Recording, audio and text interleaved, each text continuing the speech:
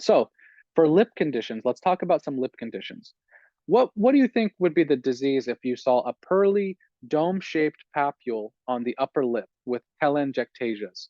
And just as a reminder, a papule is a very small lesion on your skin that's raised, so you can actually feel the raised lesion. And that's in contrast to a macule, which is a very small lesion on your skin that's not raised, okay?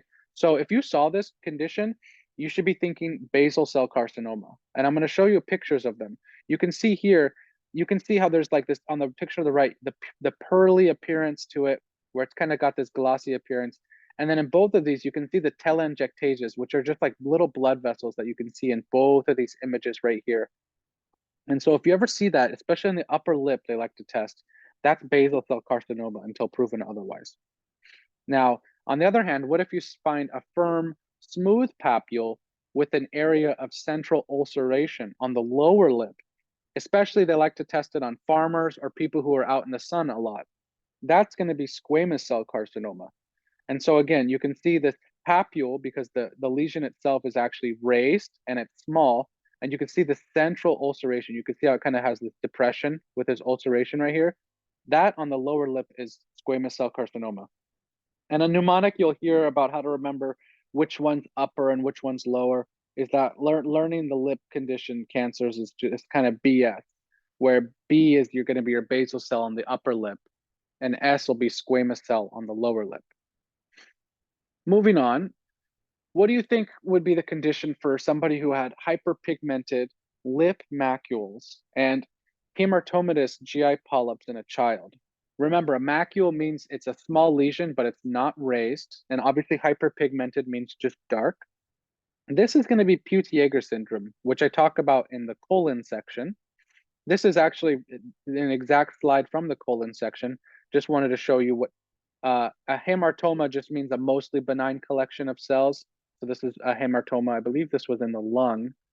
And here are the hyperpigmented macules on the lips that you'll see in Peutz-Jeghers syndrome.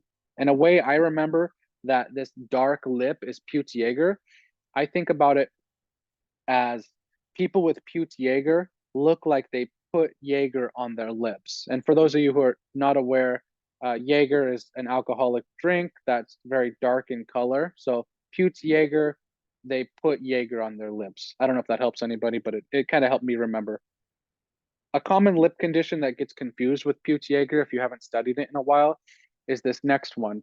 What's the autosomal dominant disorder characterized by GI tract vascular abnormalities, painless bleeding, and it can cause arterial venous malformations? This is called hereditary hemorrhagic telangiectasia, which I talk about later as well in the colon section. Here you can see some of the telangiectasias. There's these red spot vascular abnormalities in the lip, and then you can see them on the tongue right there. So that's something to keep in mind. Very different from Peutz-Jeghers lip pathology, but if you haven't studied it in a while, you might get those confused. This one's a tough one. I don't expect many people to get it. What vitamin deficiency would be seen in a very, very malnourished person with blurred vision and scaling or fissures at the corners of the mouth, excuse me. This is how they like to test vitamin B2 or riboflavin deficiency. If they're going to test B2 specifically, they definitely will give you the chelosis here if they're trying for B2. I guarantee. I've never seen an answer of B2 that didn't have this chelosis. So just keep that in mind. And you can see it right here, this chelosis, these angling, the fissures at the angles of the mouth. Now, what's the classic disease that presents with painful vesicles on an erythematous base in the lips and the oral mucosa, also known as that classic dewdrops on a rose pattern? That is HSV infection, specifically HSV1. So for the mouth, you want to think of HSV1. And for genital herpes, you want to think of HSV2. That's not always true in real life, but for tests, they pretty consistently will give you HSV1 for the mouth and 2 for the genitals. It's a double-stranded DNA. And another thing they like to test about all the herpes conditions, they can remain dormant in the trigeminal nerve dorsal root ganglia. Again, we talked about the skin findings, and let me show you a picture of that right now. You can see these dewdrops right here. I know the picture quality is not the best. And then it's on this erythematous base. You can see how red it is. And some complications that they really do like to test on boards. They like to make sure that you know that temporal lobe encephalitis is associated with herpes, with HSV. Oftentimes, you'll have a presentation with somebody with a seizure, and they'll show you a CT scan of it, which I have a picture of later. And they really want you to know, hey, that's a herpes infection. You could also get infection of your eye, keratoconjunctivitis, and herpetic whitlow, which is where you get HSV1 on your finger. And that could be somebody like a kid who's messing with his cold sore too much, or it's found in dentists who have to, use their fingers inside other people's mouths a lot. And so you can see first complication I'll show you is this medial temporal lobe encephalitis right here. And like I said, you'll see it classically on a person who has a seizure. They'll give you an MRI, a CT scan or an MRI, which will show this lesion in the medial temporal lobe, and you'll have to deduce, okay, that's probably HSV1. And then here's herpetic whitlow, which is just a complication of herpes that spread to the finger. Last lip condition I'll talk about is what's it called when somebody with congenital syphilis has fissures along the angle of the mouth and the nose? That's called ray gaze. Let's move on to some oral mucosa conditions. What's a painful gray-white ulcer with a red border associated with stress, local trauma, and several autoimmune diseases? These are called canker sores. But they like to say aphthous ulcers if you're taking a test. Now, canker sores are really painful. You can see one right there to the right. And you can see it's gray-white and it's got this red angry base around it. And again, induced by stress, and it can resolve spontaneously, but they often recur, and they're associated with many autoimmune diseases. Let's talk about some of those autoimmune diseases now, just so you can kind of get your brain rolling in a more integrated approach when you hear aphthous ulcer on a test. So what if you have an aphthous ulcer in a young adult with weight loss, abdominal pain, and chronic bloody diarrhea? I hope you're thinking about one of the inflammatory bowel diseases like Crohn's or ulcerative colitis. In our colon section, I go into great detail on the differences and similarities between these two diseases. And this is from that section. And here at the bottom, I just want to point out the extra intestinal manifestation that can happen with both of these diseases. And we have aphthous ulcers right here. Okay. How about if you found cold sore or canker sores in a young female with fatigue, abdominal pain, steatorrhea, which just means fat in the stool, often caused by fat malabsorption, iron deficiency anemia, and a new skin rash. So what's going on there? That's celiac disease, which again, I talk about in great detail in the small intestine lecture. And this is the rash that I was talking about. This is called dermatitis herpetiformis. And it's called herpetiformis, but it has nothing to do with herpes. It just looks kind of similar, which is how it got its name. It's actually due to the same antibodies that cause celiac disease. Sometimes those antibodies and IgA can get to your skin. And once they get to your skin, your immune system will respond to that and cause a big inflammatory reaction. And so you'll see all these blisters on your skin. How about an autoimmune reaction, an autoimmune disorder, excuse me, of aphthous ulcers in a female who has a classic facial rash, arthritis, pancytopenia, pleuritic chest pain, and a positive ANA. So if you haven't guessed, that's lupus. Lupus can present in a ton of different ways. I'm not going to go into lupus in a GI unit, but here's just a mnemonic that I always use to remember all the symptoms of lupus. And I want to point out that there you go, oral or nasal ulcers are a part of lupus. So don't forget about that. If they give you oral ulcers, I don't want you to just think GI, GI, GI. It could be quite a few other things. And last one associated with aphthous ulcers that you need to know. If you have somebody who comes in with aphthous ulcers, painful genital ulcers, painful shin lesions, fevers, and uveitis, especially, they'll always give you this, a young male of Turkish or Mediterranean descent, and it has a strong association with HLA-B51, That we're looking at Behçet's syndrome. And now I'm going to talk a little bit about Behçet syndrome here, but not too much. It's an immune-mediated vasculitis, so it's an inflammation of your blood vessels. And like I said, it's associated with HLA-B51. We already talked about young males, Turkish or Mediterranean descent, and all the lesions that all these symptoms that we just talked about are the same. The only thing I want to point out is I said painful shin lesions. That's erythema. That's classically called erythema nodosum. Is that? And the blurred vision might be due to uveitis. So something to keep in mind. A little bit more about oral mucosa conditions, but no longer talking about canker sores. What if you see somebody with white striated oral lesions in a sexually active male with hepatitis C? If you guessed it, that's lichen planus in the mouth, also referred to as Wickham striae.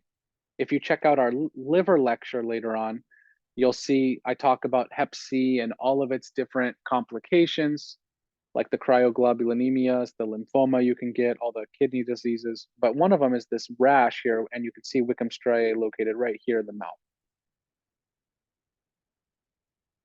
What if you have somebody, which vitamin would be deficient here? Gum bleeding, petechiae, which are little bleeding vessels, usually indicative of low platelet count, and perifollicular hemorrhages in an elderly woman on a tea and toast diet. They love this tea and toast diet. I don't know why. This is scurvy or vitamin C deficiency. Let's move on to the next one. What if you find a bright red spot with a blue-white center in the buccal mucosa or the gums in an unvaccinated child with a cough, runny nose, and conjunctivitis? If you guessed it, these are describing COMLEX spots, which are found in measles. I'll show you a picture of them right here. So again, bright red spot with a blue-white center in the buccal mucosa. Often called, if you ever see something that kind of looks like grains of salt in the gums, that's a pretty good sign. You can see one right here, this bright red spot with this blue-white center. And so measles, just remember measles, it's a negative sense RNA, and it classically presents with the 4 C's. You have cough, coryza or runny nose, conjunctivitis, and COMLEX spots, which may not start with a C, but we're going to assume it does for this mnemonic. And just remember also that it has a maculopapular rash, which is not as exciting for the mnemonic, but it's still important to recognize.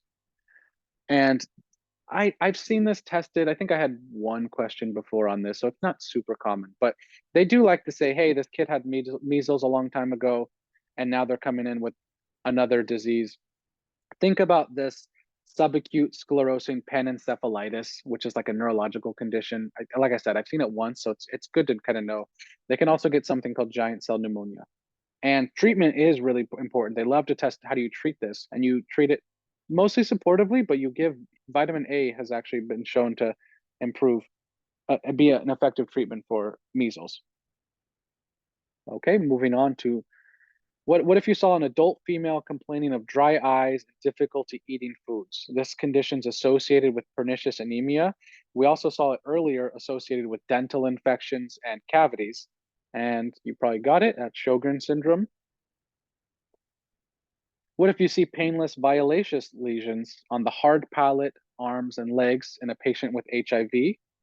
That's describing Kaposi sarcoma, which I'll show right here. Let's keep moving on. What if you find a hyperkeratotic oral mass in a smoker or alcohol user with odynophagia, which just means pain with swallowing and weight loss? That's also describing squamous cell carcinoma, but this time it's not on the lip, it's going to be inside the oral cavity. And last one, this one's very tough, but I'm still going to give it anyway, just so you're aware. What if you find a genetic condition which genetic condition is associated with mucosal neuromas, marfanoid body habitus, pheochromocytoma, and medullary thyroid cancer? This is MEN2B syndrome. I talk about all the MEN syndromes in the pancreatic unit. And so here you are right here. Just want to point out that the mucosal neuromas, very, very low yield. I think the MEN syndromes in general are somewhat low yield, and of those, I think this is probably the lowest yield one. But I kind of give you some good mnemonics to make the men's syndromes easier. So I check the pancreas unit out if you're interested in that.